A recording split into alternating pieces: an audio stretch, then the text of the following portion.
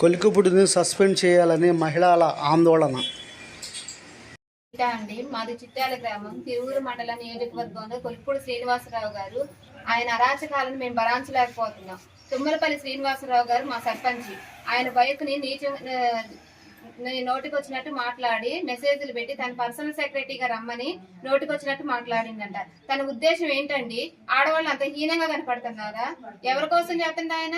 నోటికి వచ్చినట్టు మాట్లాడితే గ్రూపులను ఆడవాళ్ళని గ్రూపులు వాళ్ళు పొదుపు మీటింగ్లు పెట్టుకుంటే అక్కడికి వెళ్ళి నోటికి వచ్చినట్టు మాట్లాడిందంట.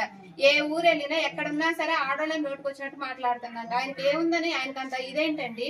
చంద్రబాబు నాయుడు గారు ఇన్ని రోజుల నుంచి మేము ఎంతసేపు ఎక్కడికి వస్తే అక్కడ మాట్లాడుతున్నాం, పోరాడుతున్నాం, అయినా కానీ పట్టించుకోవట్లేదు. ఈ గవర్నమెంట్ తరఫున మాకు ఎటువంటి ఉపయోగం లేదు.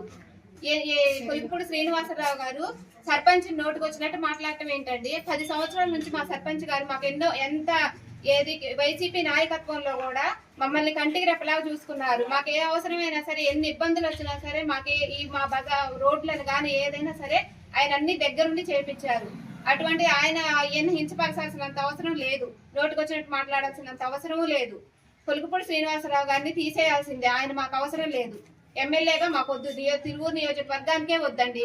ఇక్కడే కాదు, ఏ గ్రామానికి వెళ్ళైనా మీరు అడగండి, అదే మాట చెబుతారు. తీసుకొచ్చి ఎమ్మెల్యేగా నిలబెట్టారంటే మేము ఆయన కోసం ఎంతో పోరాడి ఎంతో మంచి అభివృద్ధి చేస్తాడని మేము రయ్యం బొగులు కష్టపడి తిరిగాము ఆయన అమ్మడబడి. కానీ లాస్ట్ మాకు చెప్పు చూపించాడు. చూడండి ఎట్లా చేశాడు. మా ప్రెసిడెంట్ గారిని వాళ్ళ భార్య గారిని ఆత్మహత్య చేసుకుని హాస్పిటల్ విజయవాడ తీసుకెళ్తే అక్కడ లాభం లేదంటే హైదరాబాద్ తీసుకెళ్ళారు. ఇప్పుడు సీరియస్గా ఉంది. ఏం చేయాలి? మా పరిస్థితి ఏంటి? అసలు మాకు న్యాయం జరగలేదు.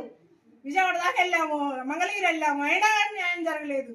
చంద్రబాబు గారి దృష్టి తీసుకొని మాకు న్యాయం జరిపించి ఆ కొలికిపూడి శ్రీనివాసరావు గారిని తీసేయాలి.